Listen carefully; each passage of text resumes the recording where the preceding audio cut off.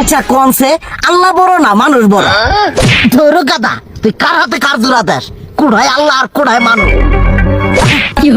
যেটা কবার কইছে ওইটা কন। আল্লাহ বড় না মানুষ বড়? আল্লাহ তো বড়।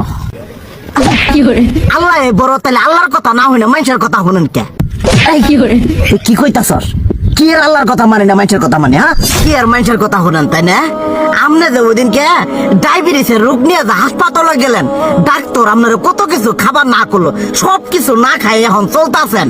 তাহলে আল্লাহ যে আপনারা কইছে যে হারাম খাবার না, সুদ খাবার না, কই আপনি তো কাম কাজ বাদ দিয়ে এলাকার আমাদের টাকা পয়সা না গায়ে খালি ওইলে দিয়েই খান, নিজেরা টেও হালাল ভাবে কামাই করেন না, ওই সুদ তো না কটা টেয়া করে লাভ আহে ওইলে দিয়ে দিয়ে চলেন আর পেট বড় বানাইছেন।